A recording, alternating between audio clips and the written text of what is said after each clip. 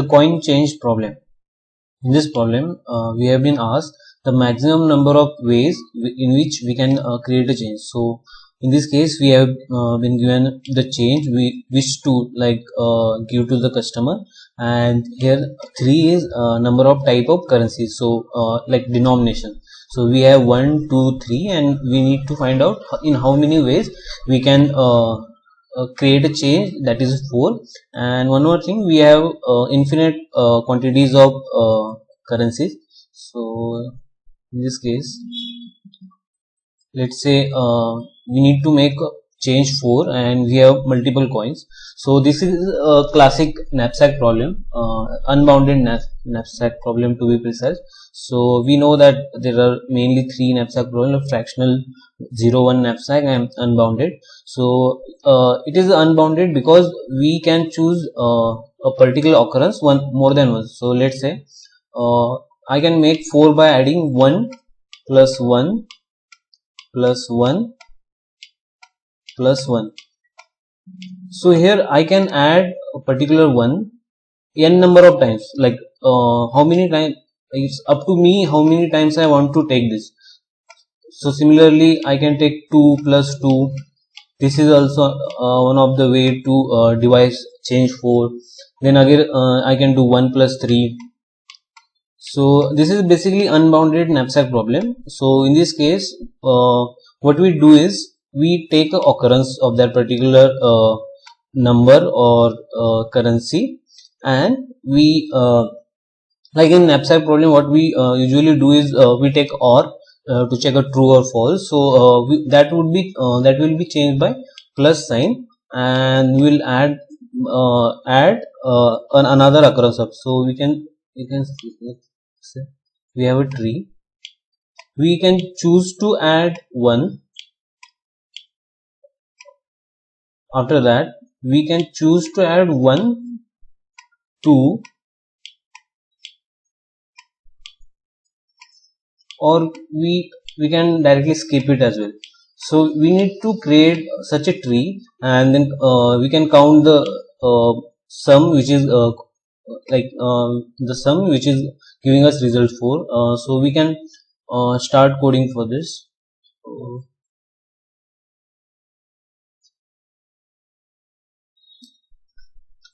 In this case, let's start with change to CPP / include bits stdc. This is library file which contains all other library files, so you don't need to add multiple library files.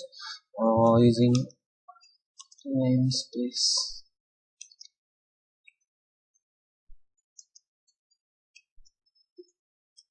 and name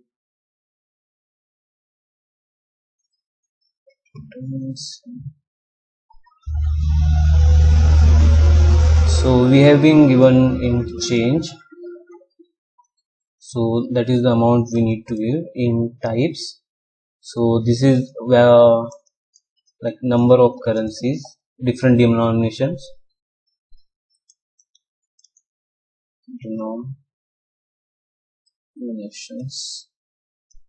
After that, we have been given an array containing those values, so I can create a pointer to the array, and let us take the values of change,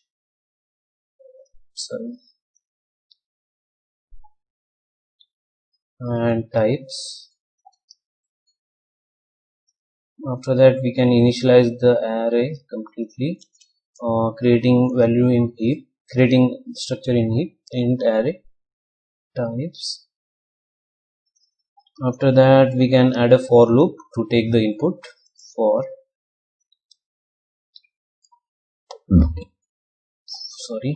types.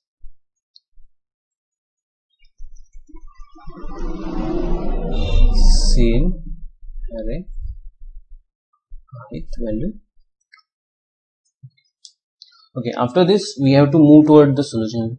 Now we know that we have a dynamic problem and we need to create a matrix. So I will take you there and I'll explain, and after that we can come here.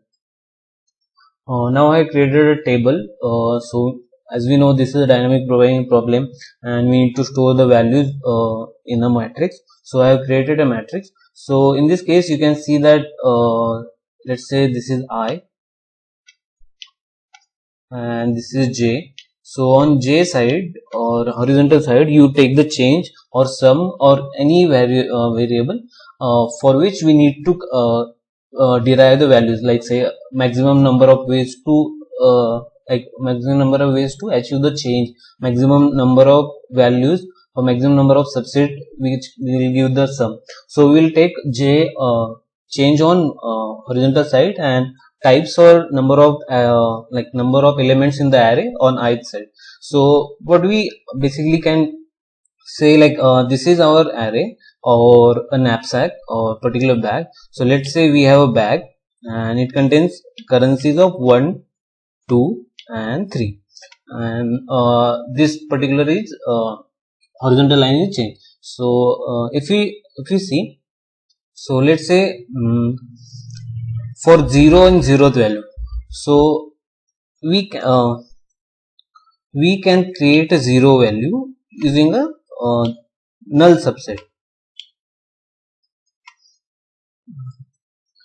Best way is to visualize is to, like, let's say our bag is empty, so we cannot make any change. So we cannot give 1, 2, 3. So whenever our bag is empty, let's say there is no element in array, so we cannot create any change. So this particular array or the line will be initialized with the 0. Okay, after that they, like, let's say in bag we have 1 and that is array element 1. So as because there is like similarity between array elements and the number, so let's say if the coins were like 2, 4, 6, then we have assumed one value as 2. Okay, so in this case as they are similar, so for 1 we can take 1 coin and we choose, for the 1 coin we can choose to not to take any element. Similarly for 2, 3 or n elements, we have a array but we choose not to take any elements, and that will create a null subset, and these all values are possible, like creating a 0th value is possible. So this is initialized with 1. So in this case we write a code to initialize this particular values, and after that there is a simple formula you can say, or simple logical adding which will give us the result. So let's write code for the initialization part. So we know that whenever ith value is 0, our line or the, let's say, array is initialized with 0, and whenever j value is 0, it is initialized with 1, except for like I is equal to 1 and 0 j is equal to 1. So we can do this like for I is equal to 0, and we need to like less than or equal to, because we are taking 0 element and the particular sum or change as well. So in this case we have to use both change, and similarly for int j is equal to 0, j is less than equal to types, and j plus plus. In this case, as I told earlier, if j is equal to, let's say if I is equal to 0, then we are going to initialize the whole horizontal array, that is I 0th value by 0, initializing value by 0. So array, okay. So before that I have to create a 2-dimensional array. Let's call it a dp. So it would be of size type plus 1. It's our I part, type plus 1, and change plus 1. We are adding 1 plus because we are also considering the 0th value and then again taking the last value. So that is a necessary part. After that we can initialize value of I and j by 0. Else if j is equal to 0, we want our array or the particular vertical line initialized with the 1. Okay, this is the initialization part.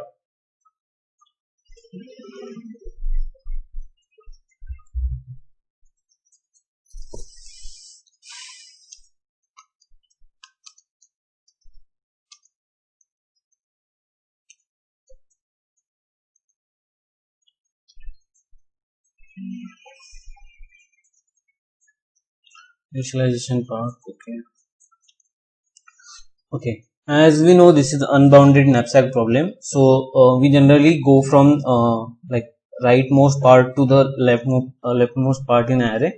So for value 3, like at the nth value or n minus 1 element value, we have two choices. We can either include this or we can outrightly reject this. So if we choose to include this, we have further options like adding 2 or not. So basically, if we choose to have that particular option, we need to use that particular option n number of times. So let's say I am using array and nth value. So I need to have that value over the period of time. And if I choose to not to take this, let's say we need to change for 2 only. So 3 cannot make a change of 2, no matter what denomination we like, what number of times we take it. 3 denomination can never make change of 2. So in this case, we can outrightly reject it. So we can write code for this particular. So if we choose to reject this, we can do that like dynamic. Like this is our array. So dp ijth value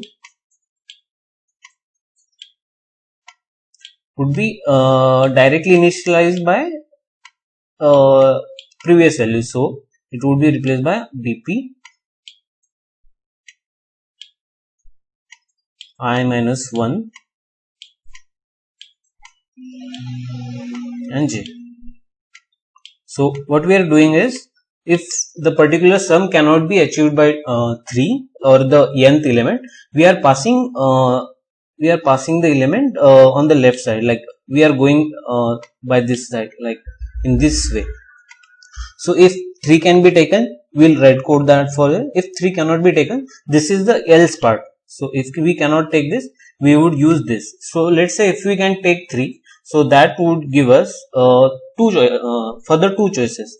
So one is like we can have that particular 3 and another elements, or 3 only, or like one subset. So let's say we have coin of 4 and we need a change for 4. So we can directly take that 4. So we can write that as like, let's say, and this is like finding number of ways, maximum ways. So this is like count. So we would be adding things in this case. So dp of ijth value. So we basically have one condition. I need to discuss that first. So if when we will go to else part and we will be adding to if part. So if our j that is we are incrementing it from 0 or 1 to change value. If j is greater than or equal to array, this is like our coins array I minus 1. So if array I minus 1, so in this case, like this particular case, we would be having 0th value, that is 1. So j like in the loop would be 1, 2, 3, 4. So when j will be is equal to 1 or greater, we would be going to if case, otherwise we would be going to else case. So in if case, what would we do? We first we will have the particular value I, because we might be using it further time. So I am not adding I minus 1 in this case. Dpi and j minus array I minus 1. So here array means the coins array plus dp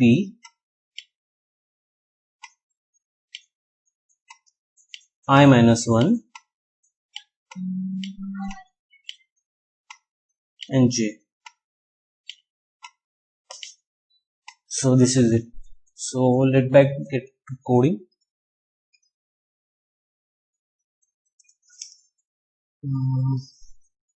So I'll directly copy this.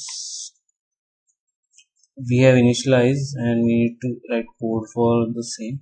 So we would be starting from 1 because the I0 and J0 values are earlier covered. So in this case, as I told you, if let's say array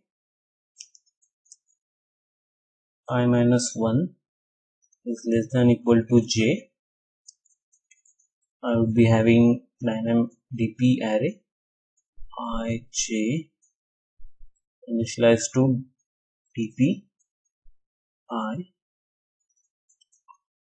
j minus array of I minus 1 plus dp I minus 1 j. This is the if part, and else dp let me just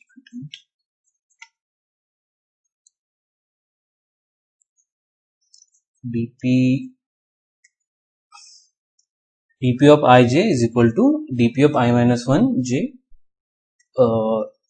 So this is again initialized. So the crux of this whole exercise would be in the last value. So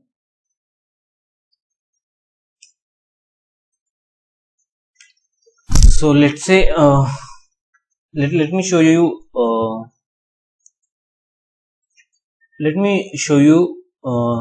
this particular table, how it's formed and how can we derive value. So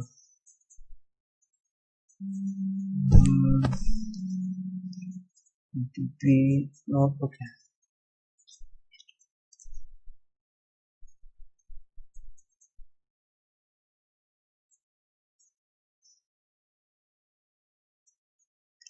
Okay, we are having 4 3 1 2 3 4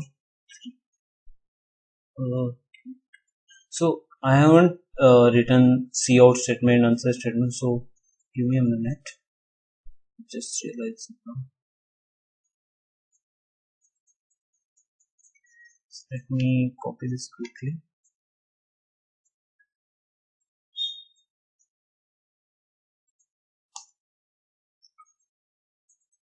For this particular array, I want cout value of the element at that particular location.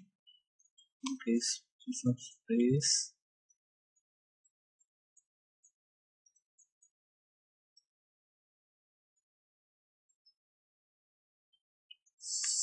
Cout and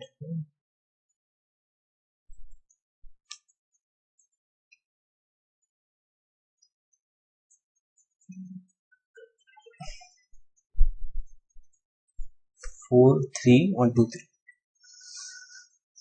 4 3 1 2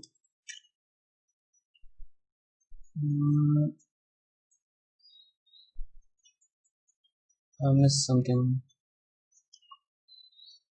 1 2 3. Let me check out. Yeah, I made a beginner's mistake. That is, I initialize value of change like ith value to j and jth value to I. So let me quickly change this. Change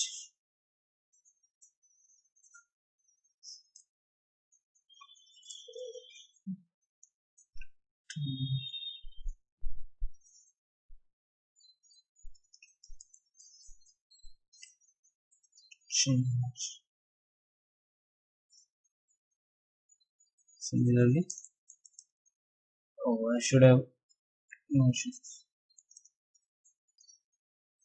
to publish.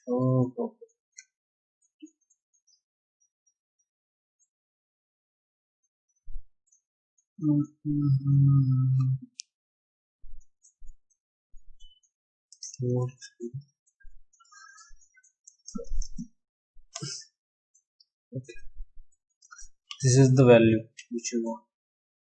So let me just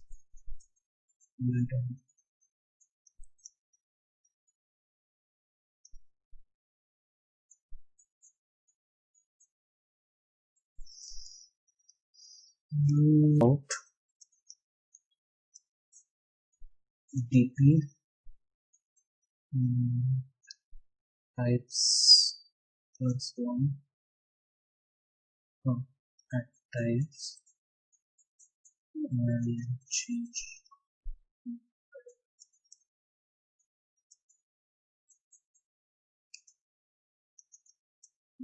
No,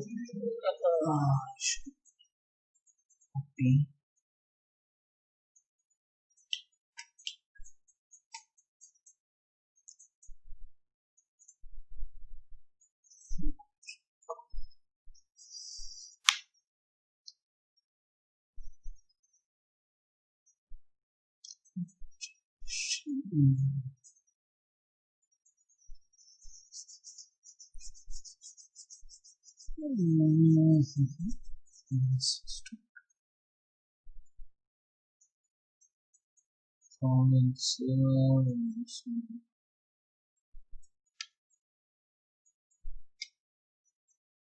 Let's check for the text. 250 24. Okay, so this is a long number. What I can do is I can initialize int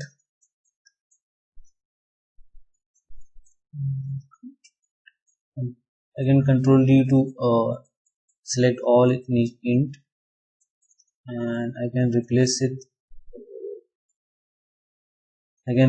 with long. So this should like resolve that particular issue. Long